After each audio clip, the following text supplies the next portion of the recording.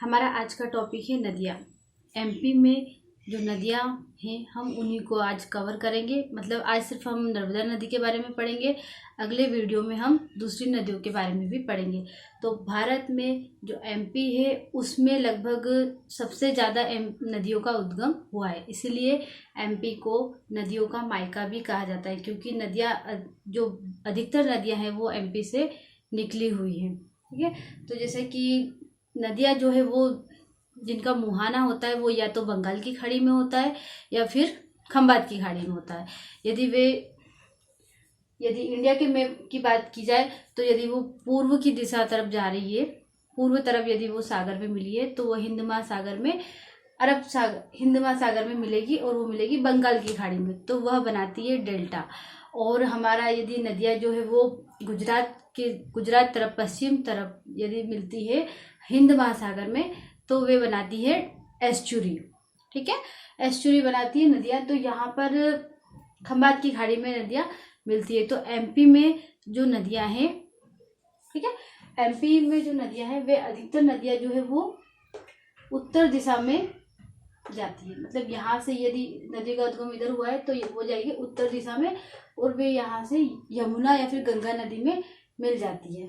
ठीक है, और यहाँ पर जो हमारी कुछ दो नदियाँ ऐसी है जो कि पूर्व से निकलती है और पश्चिम में जाकर खंबात की खाड़ी में अरब सागर में जाकर एस्चुरी बनाती है। तो हमारी जो नर्मदा नदी है, नर्मदा नदी जो है वो एमपी के लगभग पूर्व से उद्गम होता है। उसका एमपी के लगभग पूर्व वाले हिस्से से नर्मदा नदी का उद्गम होता है और पूरे एमपी में से गुजरते हुए वह नर्मदा नदी महाराष्ट्र और फिर गुजरात से होते हुए अरब सागर में खंबात की खाड़ी में मिल जाती है। तो यदि पूछा जाए कि पूर्व से पश्चिम की दिशा में बहने वाली नदी कौन सी है, तो पूर्व से पश्चिम की दिशा में बहने वाली नदी हमारी होगी नर्मदा नदी। नर्मदा नदी की ही तरह एक नदी और है एमपी में जो कि पूर्व से पश्चिम की तरफ बहती है, तो उसे नर्मदा की समांतर नदी भी कहा जा सकता है। तो ताप्ती नदी जो है वो ताप्ती नदी इस तरह से चलेगी, या यूं कहिए कि इस दिशा में, ये यहाँ से। तो ताप्ती नदी भी नर्मदा नदी की तरह ही पूर्व से पश्चिम की तरफ बहती है। तो नर्मदा नदी की समांतर नदी यदि पूछा जाता है तो वो होगी ताप्ती नदी। ठीक है, अब नर्मदा नदी का उद्गम जो है वो अनूपपुर अमरकंटक से हुआ है। तो एक क्वेश्चन ये भी होता है कि नर्मदा नदी के साथ ही अमरकंटक अनूपपुर से एक और नदी है जिसका उद्गम हुआ है, वो कौन सी है। या फिर ये पूछा जाता है कि एमपी में 3 किलोमीटर के अंदर दो नदियों का उद्गम हुआ है, उनके नाम क्या है। ठीक है, तो यहाँ पर हमारी नर्मदा नदी का उद्गम हुआ है और यही इसी के पास कुछ किलोमीटर दूर जो है वो सोन नदी का उद्गम भी अमरकंटक अनूपपुर से ही हुआ है। तो सोन नदी जो है वो उत्तर दिशा में बहते हुए यमुना में मिल जाती है और नर्मदा नदी जो है वो पश्चिम दिशा में बहती हुई खंबात की खाड़ी में मिलकर एस्चुरी बनाती है। ठीक है, तो सबसे ज़्यादा नदियाँ एमपी में, सबसे ज़्यादा नदियों का उद्गम जो है वो एमपी से हुआ है, इसलिए एमपी को नदियों का मायका कहा जाता है। नर्मदा नदी जो है वो पूर्व दिशा से निकलकर पश्चिम दिशा की ओर बहती है और उसके समांतर नदी बहने वाली है ताप्ती नदी। और अमरकंटक से एक और नदी निकलती है, उसका नाम है सोन नदी। अब बात करते हैं नर्मदा नदी की लंबाई। नर्मदा नदी की टोटल लेंथ है 1312 किलोमीटर। ठीक है, नर्मदा नदी की टोटल लेंथ है 1312 किलोमीटर, लेकिन नर्मदा नदी पूर्व से पश्चिम की ओर बहते हुए गुजरात और महाराष्ट्र में भी उसका कुछ बहाव है। मतलब उसका अपवाह क्षेत्र जो है गुजरात और महाराष्ट्र में भी है, इसलिए टोटल लेंथ 1312 किलोमीटर है। लेकिन एमपी में पूछा जाए कि एमपी में नर्मदा नदी का लेंथ कितना है, तो एमपी में नर्मदा नदी का लेंथ है 1077 यानी कि 1077 किलोमीटर एमपी में। यहाँ पर कंफ्यूजन होता है कि यदि 1312 दिया हुआ है और 1077 दिया हुआ है तो यहाँ कंफ्यूजन होता है, क्योंकि टोटल लेंथ और एमपी में लेंथ में अंतर हो जाता है, क्योंकि कुछ हिस्सा जो है वो नर्मदा नदी का गुजरात और महाराष्ट्र में भी होता है। तो यहाँ पर ये क्लियर याद रखना होगा कि टोटल लेंथ यदि पूछी जाती है नर्मदा नदी की तो वो होगी 1312 किलोमीटर। और यदि एमपी में नर्मदा नदी की लंबाई पूछी जाती है तो वो होगी 1077 किलोमीटर। ठीक है, यहाँ 2 फैक्ट आपको पता होना चाहिए क्लियर कि कितनी लेंथ कहाँ पर है। ठीक है, अब यदि बात की जाए नर्मदा नदी के अन्य नाम, क्योंकि इस तरह के क्वेश्चन व्यापक में अधिक पूछे जाते हैं कि नर्मदा नदी के अन्य नाम क्या है, या फिर ये पूछा जा सकता है कि नामोदास कौन सी नदी को कहा जाता है, या फिर रेवा नदी कौन सी नदी को कहा जाता है। तो इसलिए नदियों के जो अन्य नाम प्रचलित है वे नाम भी हमें याद करने होंगे। तो नर्मदा नदी का जो नाम है नमोदास नाम जो है वो नर्मदा नदी को टॉलमी नामक एक भौतिक शास्त्री ने दिया था। तो नर्मदा नदी का एक नाम हो गया नमोदास, दूसरा नाम है सोमो देवी, तीसरा मैकल सुता और रेवा। इन 4 नामों से भी नर्मदा नदी को जाना जाता है। अब यदि मध्य प्रदेश की गंगा, एक क्वेश्चन ये पूछा जाता है कि मध्य प्रदेश की गंगा किस नदी को कहा जाता है। और इसी के साथ एक क्वेश्चन और भी है कि मालवा की गंगा किसे कहा जाता है।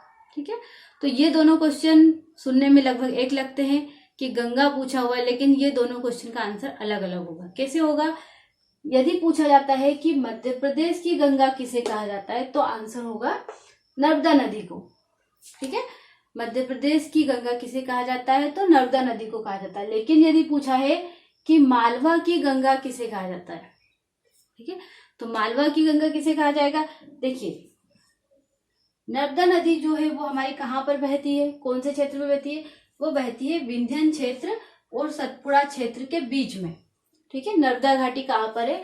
विंध्यन क्षेत्र और सतपुड़ा क्षेत्र के बीच में से होकर निकलती है। ठीक है, और यहाँ पर पूछा है कि मालवा की गंगा कौन सी है, तो मालवा की गंगा होगी हमारी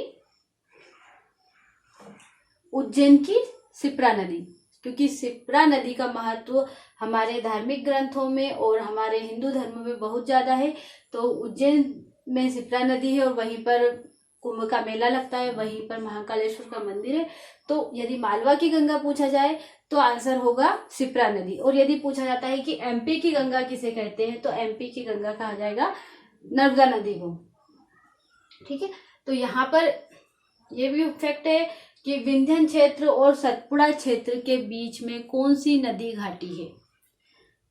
विंध्यन क्षेत्र और सतपुड़ा क्षेत्र को बीच में से कौन अलग कर रहा है या उसके बीच में कौन सी नदी घाटी है, तो उसका आंसर होगा नर्मदा नदी घाटी। देखिए, ये जो नर्मदा नदी है हमारी, इसके आसपास की जो घाटी है उसे, उसके आसपास का जो क्षेत्र है उसे हम कहेंगे नर्मदा नदी घाटी क्षेत्र।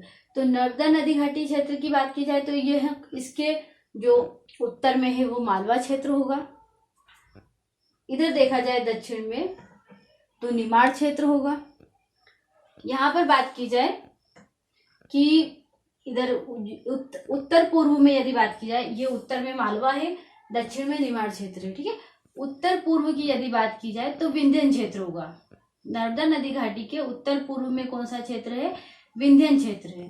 ठीक है, और यदि दक्षिण पूर्व भाग की बात की जाए तो नर्मदा नदी घाटी के दक्षिण पूर्व में कौन सा क्षेत्र होगा? हमारा सतपुड़ा क्षेत्र, सतपुड़ा रीजन होगा। ठीक है, और यदि पूर्व में बात की जाए कि नर्मदा नदी घाटी के पूर्व में कौन सा क्षेत्र है, तो वो होगा हमारा बघेलखंड वाला क्षेत्र। यहाँ पर हमने पढ़ा था, पिछली क्लास में हमने जो पढ़ा था मेले, एमपी के मेले या फिर एमपी के खनिज, उसमें हमने दिखाया था कि हमारा मध्य भारत का पठार कौन सा है? ये वाला रीजन, भिंड, मुरैना, नीमच और मंदसौर वाला जो है हमारा मध्य भारत का पठार वाला क्षेत्र है। हमारा ये वाला रीजन जो है वो हमारा कौन सा है? मालवा क्षेत्र है। यहाँ पर हमारा निमाड़ क्षेत्र आता है और यहाँ पर हमारा विंध्यन क्षेत्र, बुंदेलखंड, बघेलखंड और सतपुड़ा क्षेत्र। ठीक है, तो यहाँ पर हमें पता होना चाहिए कि मतलब नर्मदा नदी घाटी के किस और कौन सा क्षेत्र है। तो यदि उत्तर की बात की जाए तो मालवा रीजन होगा, दक्षिण में निमाड़ क्षेत्र होगा, उत्तर पूर्व की बात की जाए तो विंध्यन क्षेत्र, दक्षिण पूर्व में सतपुड़ा क्षेत्र, और यदि पूर्व की बात की जाए तो बघेलखंड वाला क्षेत्र होगा। ठीक है, अब यहाँ देखना है कि हमें एमपी में जो नर्मदा नदी निकली है वह किन किन जिलों से होकर निकली है। ये भी पूछा जा सकता है कि कौन से जिले हैं जिनमें से नर्मदा नदी निकली है। ठीक है, या फिर कौन से शहर है जो नर्मदा नदी के किनारे बसे हुए हैं। और यहाँ पर कौन सी परियोजनाएं नर्मदा नदी पर चल रही हैं, या फिर जो जलप्रपात है नर्मदा नदी पर कौन कौन से जलप्रपात बने हैं, कहाँ बने हैं, तो हमें ये सब देखना होगा। तो देखिए, यदि हम जिलों की बात करें तो नर्मदा नदी अनूपपुर जिले से निकली है। नर्मदा नदी अनूपपुर जिले से निकली है और अनूपपुर जिले से होते हुए उसके बाद ये प्रवेश करती है डिंडोरी जिले में, डिंडोरी जिले से मंडला जिले में, और मंडला जिले से होते हुए जब ये जबलपुर में प्रवेश करती है तो जबलपुर और सिवनी की सीमा भी बनाती है। जबलपुर में जब प्रवेश करती है तो उसके पहले ये सिवनी और जबलपुर की सीमा भी बनाती है। फिर ये जबलपुर में प्रवेश करती है, जबलपुर से होते हुए नरसिंहपुर में ये प्रवेश करती है, नरसिंहपुर में प्रवेश करती है। उसके बाद ये रायसेन और नरसिंहपुर की सीमा भी बनाती है। नर्मदा नदी रायसेन और नरसिंहपुर की सीमा भी बनाती है। उसके बाद ये कुछ भाग इसका रायसेन से ही निकलता है। उसके बाद ये होशंगाबाद और सीहोर जिले की सीमा बनाती है। आगे बढ़ते हैं तो ये हरदा जिले की और हरदा, देवास और सीहोर जिले की सीमा भी बनाती है। उसके बाद इसका कुछ हिस्सा नदी का जो है वो बहाव पूरी तरह से देवास में होता है।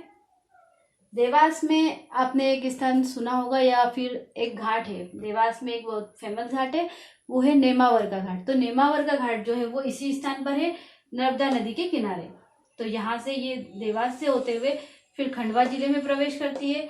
खंडवा जिले में नर्मदा नदी के किनारे 2 प्रमुख स्थान हैं। ठीक है, नर्मदा नदी के किनारे 2 प्रमुख स्थान हैं और 2 प्रमुख स्थान है, एक है हमारा ओंकारेश्वर और एक है हमारा पुनासा। खंडवा जिले में जब नर्मदा प्रवेश करती है तो खंडवा जिले में 2 प्रमुख स्थान है नर्मदा किनारे, एक है पुनासा और एक है ओंकारेश्वर।